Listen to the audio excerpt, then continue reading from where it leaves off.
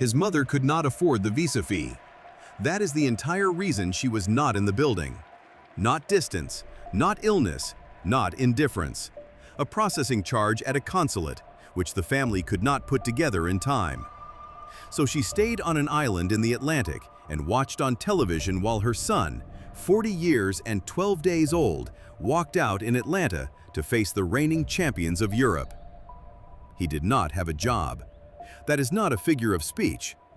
Josimar José Évora Dias, the man the entire planet now knows by a nickname that started as an insult, arrived at the 2026 World Cup as a free agent. His contract with a Portuguese second division club ran out on the 1st of July, 2 weeks after the tournament began. Transfermarkt valued him at 50,000 euros. For comparison, the 11 men lining up against him that night belonged to a squad valued at more than $1 billion. Spain had Pedri. Spain had Rodri, Ferran Torres, Cucurella, Laporte, or Yarzabal. Spain took 27 shots. 7 of them were on target. He saved all 7. 90 minutes later, the score was 0-0. Cape Verde had the first point in their history at a World Cup, and a man with no employer was named Player of the Match by FIFA. Guinness World Records opened a new entry for him, the oldest goalkeeper ever to keep a clean sheet on a World Cup debut. He is also the second oldest player ever to make a World Cup debut at all. And then, in the mixed zone, with the cameras still running, he started crying. And what he said about his mother traveled further than any of the saves.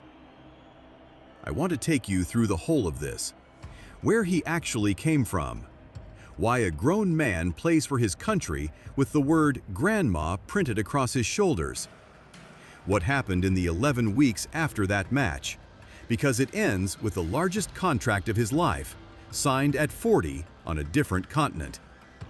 And I want to finish on his name, because the reason he is called Josimar has nothing to do with Cape Verde, and everything to do with a World Cup that was being played on television the day before he was born. His father tried to name him something else. The government refused. That part comes last. It is the best thing in the story. Start in Mindelo, on the island of São Vicente, on the 3rd of June, 1986. Cape Verde is 10 islands and roughly 500,000 people in the middle of the Atlantic, 400 miles off the coast of Senegal. Mindelo is its second city, a port town, colonial buildings going soft in the salt air, music everywhere, and not a great deal of money. His father was away doing military service.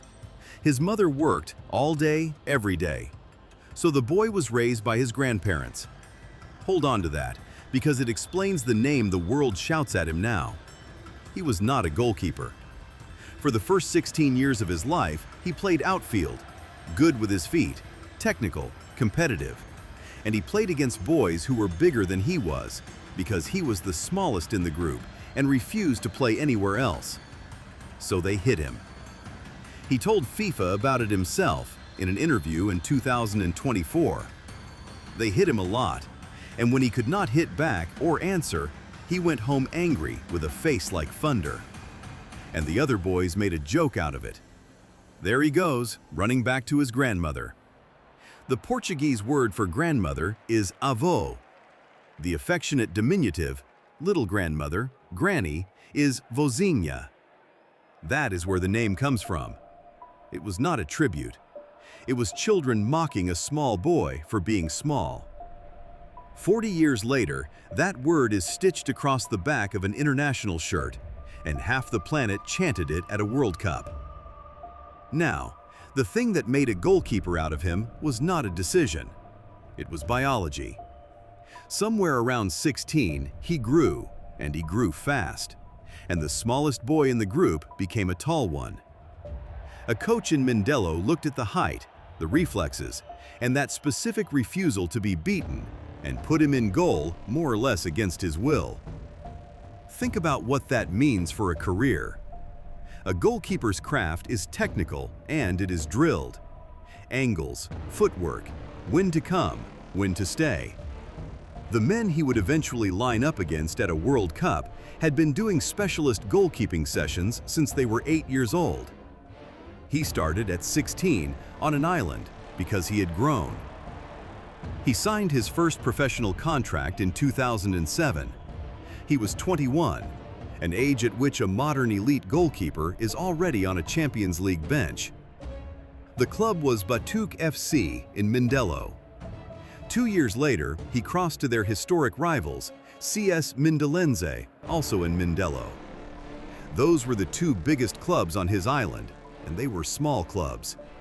Cape Verde is not Brazil. There is no domestic league that pays a living wage, no scouting network, no pathway. If you want a professional career, you leave, and the leaving is the hard part. Cape Verdeans have been leaving for 2 centuries.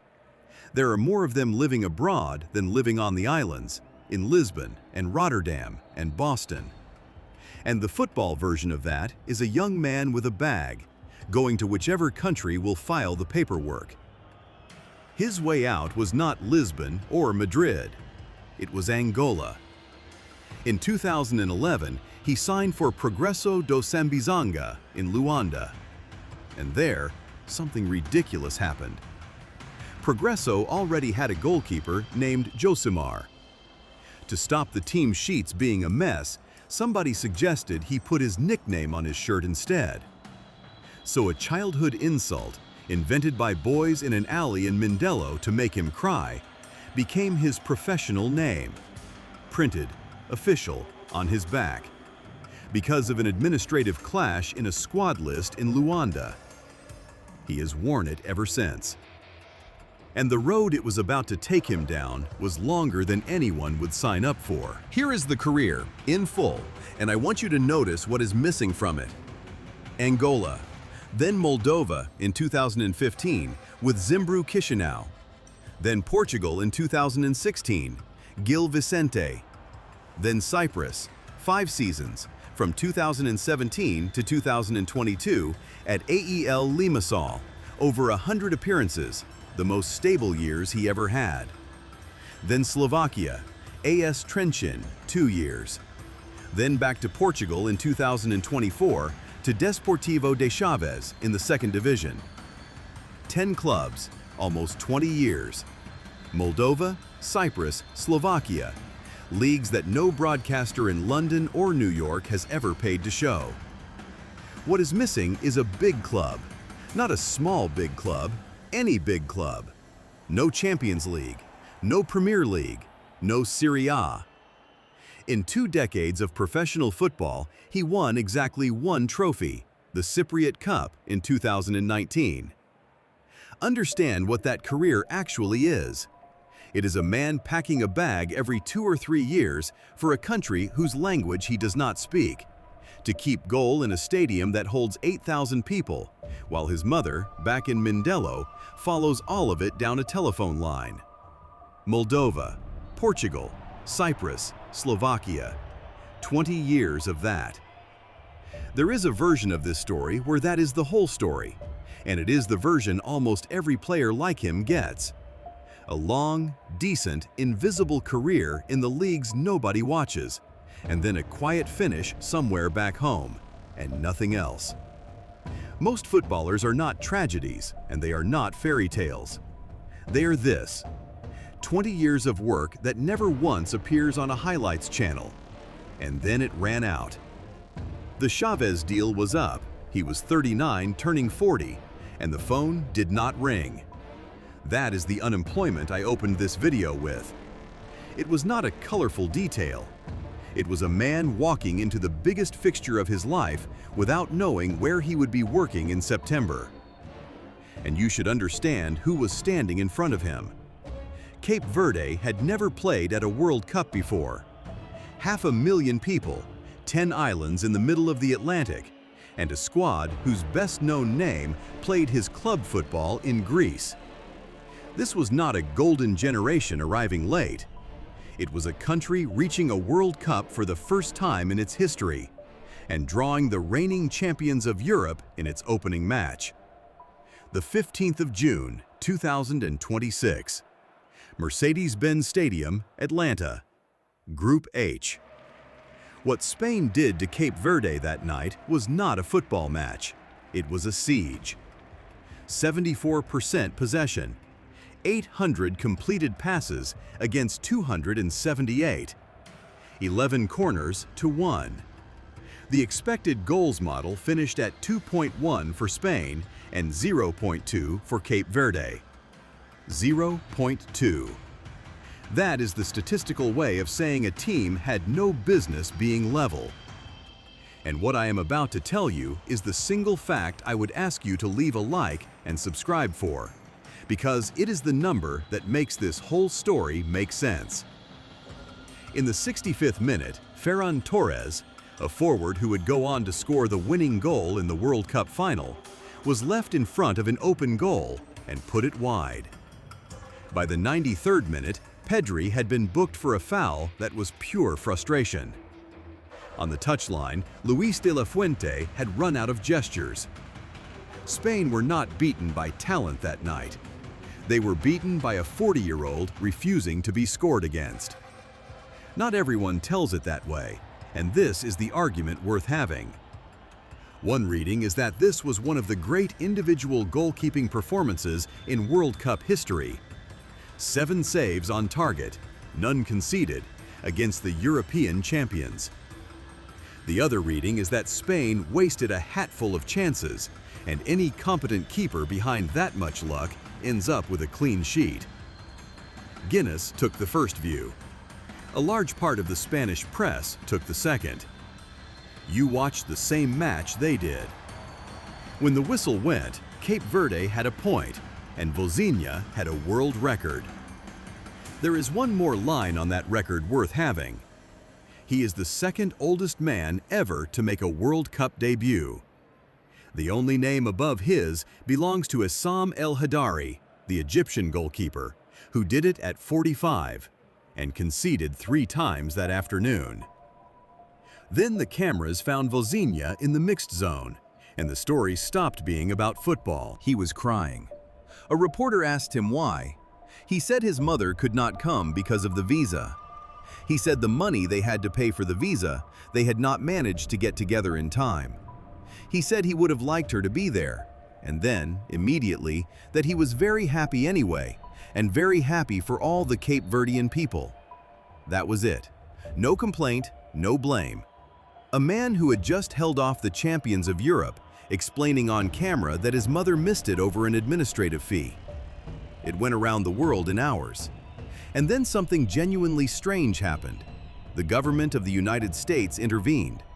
Hakeem Jeffries, the House Democratic leader, raised it directly with the Secretary of State, Marco Rubio, and asked the State Department to do everything in its power to get her there. The fees were waived. Travel was arranged. 6 days later, on the 21st of June, she was in the stands at the Hard Rock Stadium in Miami, watching her son play Uruguay. They drew that one, 2-2. Cape Verde went through. On the 3rd of July, they played Argentina, the holders with Messi, in the round of 32, and they took them to extra time. Vozinha made 8 saves. Argentina needed a goal in the 111th minute to win it 3-2 and avoid what would have been the largest upset in the history of the tournament. Cape Verde went home as the smallest nation ever to reach the knockout rounds on debut. Their goalkeeper finished with 18 saves in 4 matches and joined Peter Shilton and Dino Zoff as the only goalkeepers over 40 with multiple World Cup clean sheets. 3 weeks after that, on the 24th of July, Colo-Colo of Chile announced they had signed him. Colo-Colo are the biggest club in Chile and the only Chilean club to have ever won the Copa Libertadores. The reported salary is around 47 million Chilean pesos a month, a figure that means nothing until you set it beside what he was earning in the Portuguese second division, which it dwarfs. He is a long way from being the best paid man in that dressing room. Arturo Vidal earns more than twice as much. But at 40 years old, 4 weeks after being unemployed, Josimar Dias signed the largest contract of his life, and the Chilean Federation approved, unanimously, that he could play with the word Vozinha on his back. Which brings me to the name. He was born on the 3rd of June, 1986, in Mindelo. The day before, the 2nd of June, 1986, Argentina had opened the Mexico World Cup against South Korea, and a forward called Jorge Valdano had scored twice. His father watched that match, and when his son arrived the following morning, he wanted to call the boy Valdano. The Cape Verdean authorities refused. The naming rules did not allow it. So his father went back to the same tournament and picked another name off the same television, Josimar, after Josimar Higino Pereira, the Brazilian fullback who had spent that fortnight hitting shots from impossible angles against Northern Ireland and Poland. Vozinha confirmed it himself years later. His father was very clear about it, he said. He always was. 40 years to the week after a man in Mindelo chose that name off a television set, the son he chose it for walked out at a World Cup of his own and did not let Spain score. His mother watched that one from Mindelo because of a fee. She was in the stadium for the next one.